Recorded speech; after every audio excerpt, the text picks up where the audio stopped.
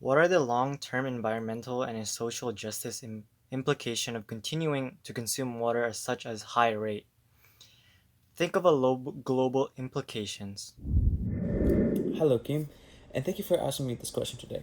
And I'm gonna answer by saying that we're consuming more water by the amount of water we use in our laundry or for dishwashers, for example, like I have right here. See, what I have right now is that we don't use the dishwasher. We just put the plates here and we just let it dry off. Because this right here alone takes up maybe 30% of the water that we drink today, which is quite a bit. So we just use the sink, we use whatever we need, just a tiny bit, and once we're done, we just put it here and we let it dry off. We don't use anything else.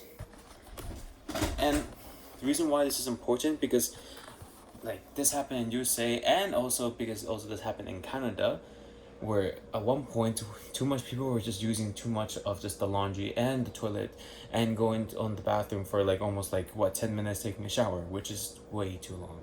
It has to be like maybe 5 minutes, something like that. Not 1 minute because that would be crazy if you could do it in 1 minute. Like, wow. But that's not the point.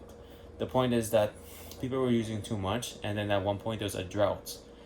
Yeah. If you don't know what that means that there wasn't that much. There was no water actually in this lake. It just gone, and we don't want that to happen again.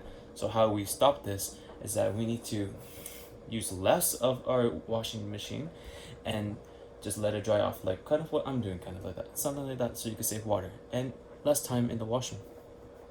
Brainstorm why you think some people or companies have challenges reducing the water they use, and they then connect those challenges with potential solutions. So the answer I can say about this is the companies. Well, I can't say really the names. What kind of companies is wasting a lot of water, but I could say what's how. Oh, actually, no, how we're wasting water. And the biggest one here right now is like this. You can see this in the UK, USA, here in Canada, and China, almost basically around the world. The main problem that everyone has and how they're losing water is that it's leak pipes. All around the world, we have pipes going around to our houses, giving us water, right? So we could have water to clean our dishes, to do the laundry, to cook, to do to water the plants, to basically kind of well do anything. Well, of course, and drink it. Of course, we need water, right? But there's always problems where there's just the leaks happen, and there's like every I heard this on the Wikipedia when I was looking at it. Almost like every like right now, 1 second, boom, there's a leak pipe right now, and we're wasting almost 1 gallon of water every day, which is quite a bit. Every single day, 1 gallon of water you lose.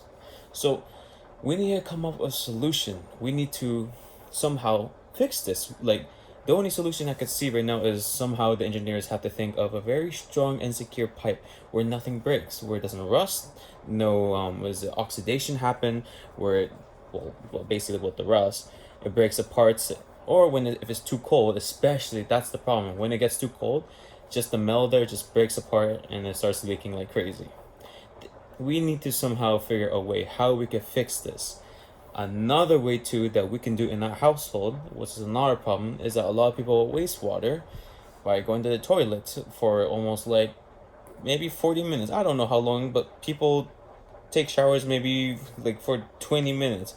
Especially my mom. I know it's out of topic, but she does the same thing. So I'm kind of telling her to use like 10 minutes because that 10 minutes can save a lot of water. Every minute is basically a waste of water. I'm not telling you that you shouldn't take a shower.